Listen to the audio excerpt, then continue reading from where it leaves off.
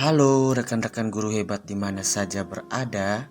Kembali lagi bersama saya Stefanus Padeng SPD, CGP Angkatan 10 dari SDI Pelibaler, Kabupaten Sika, Provinsi Nusa Tenggara Timur.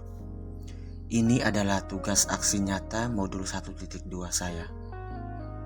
Aksi nyata ini merupakan bentuk pelaksanaan dari rencana yang telah saya jabarkan di bagian koneksi antar materi mengenai pengembangan diri yang sederhana, konkret, dan rutin, serta dapat dilakukan sendiri dari sekarang.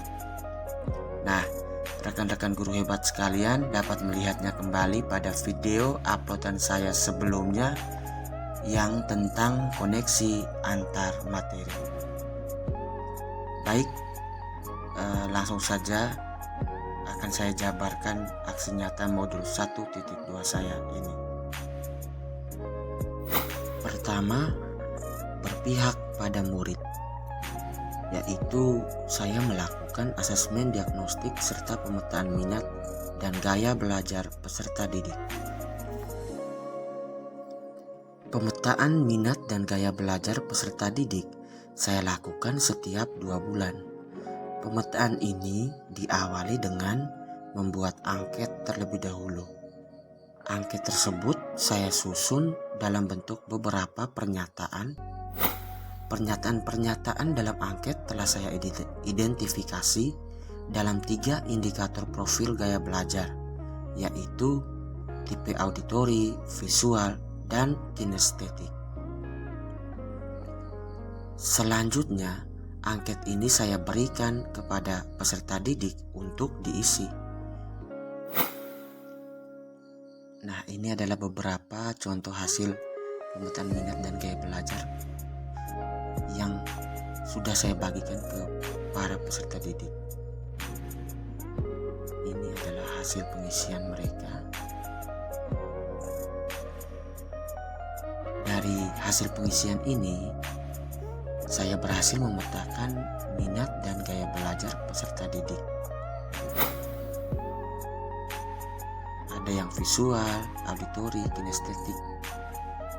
Selanjutnya, ini akan saya jadikan acuan dalam pemberian konten, proses, dan produk pada modul ajar pembelajaran berdiferensiasi yang akan saya rancang. Sedangkan asesmen diagnostik biasanya saya berikan di setiap awal materi pembelajaran yang baru. Asesmen diagnostik ini saya lakukan secara lisan dalam bentuk pertanyaan pemantik. Nah, di sini saya memegang sebuah alat musik tradisional juk karena biasanya saya melakukan apersepsi terlebih dahulu sebelum memberikan pertanyaan pemantik, yaitu dengan mengajak para peserta didik untuk bernyanyi bersama. Nah, kami menyanyikan lagu anak-anak atau lagu wajib nasional yang liriknya telah saya gubah sesuai dengan materi pembelajaran yang akan dipelajari. Setelah bernyanyi bersama, barulah saya memberikan pertanyaan pemantik. Peserta didik akan terlihat lebih antusias dalam menjawab pertanyaan-pertanyaan ini.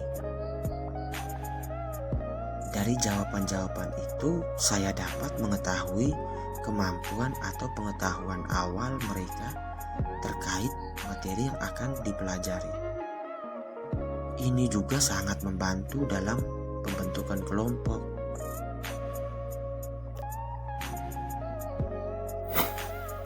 Kedua, mandiri. Nah, pada mandiri ini saya biasanya mengikuti kegiatan-kegiatan yang dapat mengembangkan kompetensi baik yang daring maupun luring, seperti pelatihan mandiri PMM, workshop, webinar, seminar, serta kegiatan KKG. Untuk aksi nyata mandiri ini, saya akan lebih fokus kepada PMM. Nah, ini adalah profil PMM saya. Sudah ada 9 pelatihan yang saya ikuti dan memperoleh sertifikat. Jadi sudah ada 9 sertifikat. Hal ini dibuktikan dengan telah terbitnya ke-9 sertifikat tersebut, yaitu pada topik, kita lihat, pada topik asesmen SD paket A, bimbingan dan konseling layanan dasar, bimbingan dan konseling layanan peminatan dan responsif, diferensiasi dalam pembelajaran SD, kurikulum merdeka. Kita lihat lagi,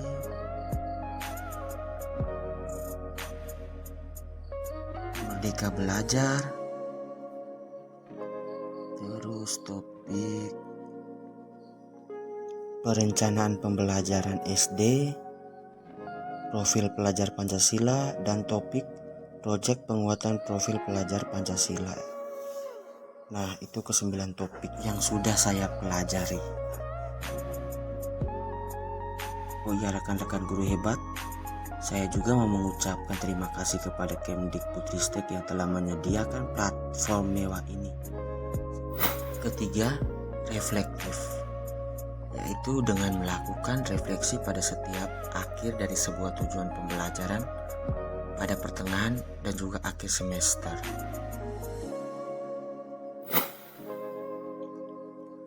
Sejak mengikuti pendidikan guru penggerak angkatan 10 ini, apa yang saya pikirkan tentang pembelajaran mulai saya tuangkan dalam tulisan-tulisan reflektif. Biasanya saya mencuri-curi waktu saat istirahat, saat tak ada jam pelajaran, atau saat selesai pembelajaran. Nah, di saat itulah saya biasanya membuat refleksi.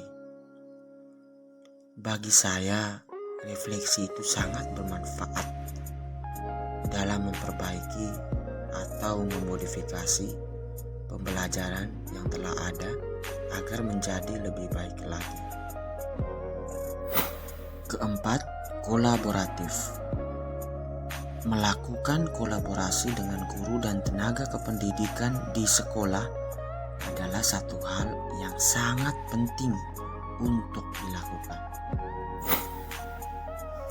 Kolaborasi biasa kami laksanakan baik dalam suasana formal seperti rapat-rapat resmi dalam komunitas belajar, maupun non-formal saat waktu senggang seperti jam istirahat, saat duduk santai di kantor atau di perpustakaan.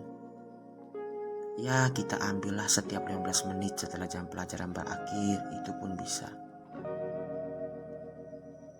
Jadi kolaborasi bisa dikemas dalam suasana yang lebih santai.